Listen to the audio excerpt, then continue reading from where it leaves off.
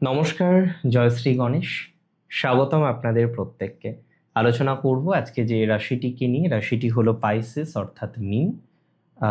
মিন রাশির জাতক জাতিকাদের আজকে যে সঞ্চার নিয়ে আমরা আলোচনা করছি সেটি হলো বুধের। দেখুন, খুব সিগনিফিকেন্ট। আপনারা জানেন তো যে বুধ মিন রাশিতে এসে ডেবিলেটেড হন, নিচস্থ হন।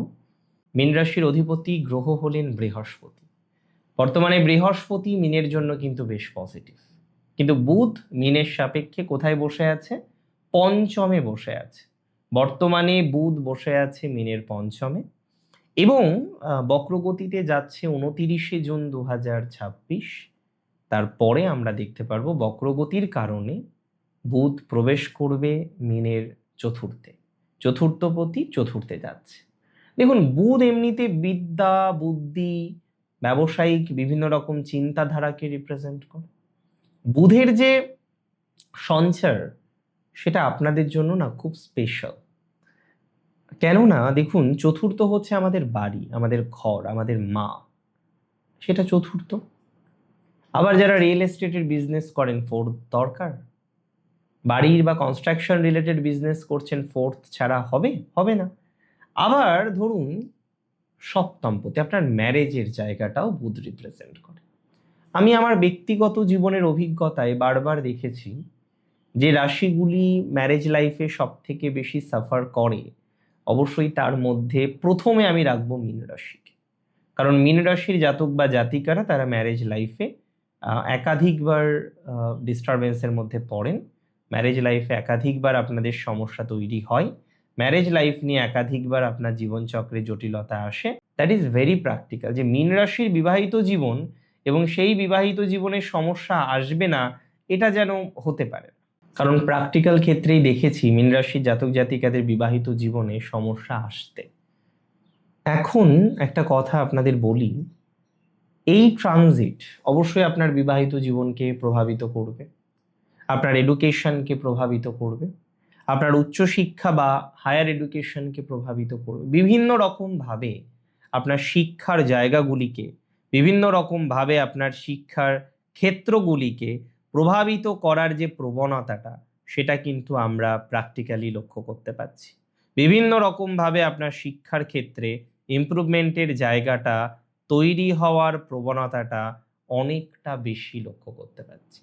দেখুন, একটা কথা এখানে বলতে হয়, বুধের যে সঞ্চার, সেই সঞ্চারটা আমাদের খুব ইম্পর্টেন্ট মিনের জন্য, তার পার্সোনাল লাইফটাকেও ডেভেলপ করার জন্য। আমি প্রথমে একটু আপনার ঘর বা আপনার গৃহের কথা বলি। দেখুন, এই সঞ্চারের প্রভাবে যাদের গৃহের কোনো রেনোভেশন বাকি ছিল, গৃহজ কোনো প্রবলেম বারবার পাচ্ছিলেন, রেনোভেশন করতে গিয়ে যারা বিভিন্ন রকম সমস্যার মধ্যে বারবার পড়ছিলেন, আমি আপনাকে এতটুকু দায়িত্ব নিয়ে বলতে পারি, আপনার গৃহের রেনোভেশন নিয়ে যাদের সমস্যা হচ্ছে তারা নিঃসন্দেহে পজিটিভ ফলাফল পাবেন।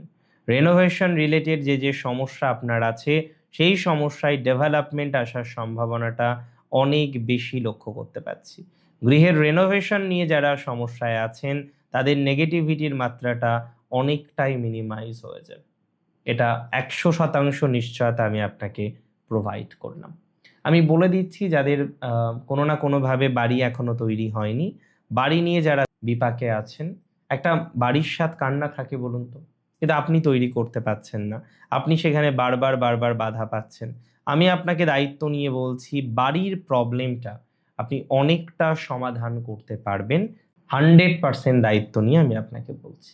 যে সমস্ত মীন রাশি জাতক জাতিকারা তারা আজকে এডুকেশনে বাধা পাচ্ছিলেন, আপনার সন্তানের হয়তো মীন রাশি, সে দেখবেন পড়াশোনায় বাধা পাচ্ছে, যেভাবে এগোতে চাইছে, যেখানে এগোতে চাইছে, যে বিষয়টা নিয়ে এগোতে চাইছে, সেখানে না রীতিমতো একটা প্রবলেম তৈরি হয়ে যাচ্ছে। কারণ বারবার ডিস্ট্রাকশন, আপনি খেয়াল করেছেন এটা, আপনি 100% খেয়াল করেছেন যে আপনার সন্তান বারবার ডিস্ট্রাকশন পাচ্ছেন, আপনার সন্তান বারবার নেগেটিভ পাচ্ছেন।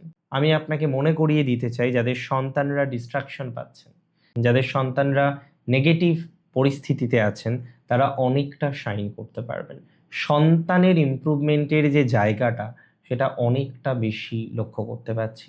সন্তানের ইমপ্রুভমেন্টের যে জায়গাটা, সেটা অনেকটা বেশি এক্সপেক্ট করতে পারছি। তাহলে সন্তান ভাগ্যে একটা আমূল পরিবর্তনের সম্ভাবনা আছে। আপনার সন্তানের এডুকেশনে একটা আমূল পরিবর্তনের সম্ভাবনা আছে। খুব বেশি আমি এক্সপেকটেশন রাখি মিনের মায়ের জায়গাটায়, কারণ বহু মীন রাশির মায়ের জায়গাটা নেগেটিভ। মায়ের হেলথ নিয়ে নেগেটিভিটির মধ্যে আছেন, চিন্তার মধ্যে আছেন, দুশ্চিন্তার মধ্যে আছেন।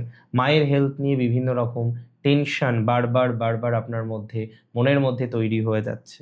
মীন রাশির জাতক জাতিকাদের আমি খুব দায়িত্ব নিয়ে আপনাদেরকে জানাতে চাই বা বলতে চাই, যেটা একটা বড় আমার আইডেন্টিফিকেশন, সেটা আপনার ম্যারেজ লাইফ।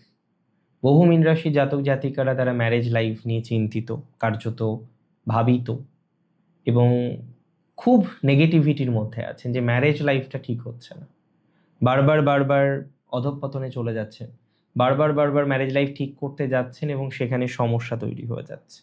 দেখুন, আমি আপনাকে একটা কথা বলি, যাদের ম্যারেজ লাইফটা ডিস্টার্বড, ম্যারেজ লাইফে নেগেটিভিটির মধ্যে আছেন, এবং ইনলজ, মিনের যতটা না হাজব্যান্ড বা ওয়াইফের থেকে সমস্যা আসে তার থেকে অনেক বেশি আসে তার ইনলজের দিক থেকে, তাহলে ইনলজের প্রবলেমটা আপনাদের মধ্যে প্রচুর, ইনলজ রিলেটেড নেগেটিভিটিটা আপনাদের মধ্যে প্রচুর।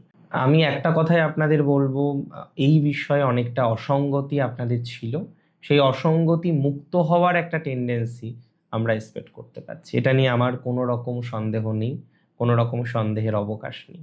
মীন রাশির জায়গাটা ওভারঅল বেটার, আরও বেটার হবে, দিনোত্তর দিন আরও বেশি বেটার হবে। মীনের ম্যারেজ লাইফে ভালো থাকার 3টে সূত্র। মীন রাশির জাতক জাতিকাদের কিছু কিছু ক্ষেত্রে ইনলসকে ইগনোর করতে হবে, আউট অফ সাইট থাকার চেষ্টাটা করতে হবে, এবং ম্যারেজ করার আগে যারা অ্যারেঞ্জ ম্যারেজ করছেন, অন্তত জটক বিচার বা কোন ফ্যামিলিতে যাচ্ছি তাদের পরিস্থিতি, তাদের সম্পর্কে একটু ধারণা নিয়ে তারপর এগোতে হবে। দেখুন, মীন খুব সহনশীল রাশি। মীন রাশির জাতক জাতিকাদের খুব দায়িত্ব নিয়ে আমি একটা কথা আপনাদের বলি, যথেষ্ট পজিটিভিটির একটা সম্ভাবনা মিনের লক্ষ্য করা যায় ম্যারেজ লাইফের ক্ষেত্রে। তবে কিছু কিছু ক্ষেত্রে এই জায়গাটাকে সঠিকভাবে পর্যালোচনা করতে হবে। তবে একটা কথা বলি, মীন রাশির জাতক জাতিকাদের খুব ভালো করে এখানে বুঝবেন, আপনাদের সমস্যার সমাধানের যে যোগ, সেটা আমরা প্র্যাকটিক্যালি দেখতে পাচ্ছি। কোথায় দেখতে পাচ্ছি?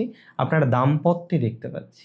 তবে কিছু ক্ষেত্রে বাদ দিয়ে ভালো হওয়ার একটা প্রবণতা থাকে, সেটার প্রবণতাটাই বেশি। কিছু জিনিস ছাড়তে হবে। ভালো থাকুন আপনারা প্রত্যেকে, সুস্থ থাকুন, স্বাভাবিক থাকুন, সুন্দর থাকুন। জয় শ্রী গণেশ।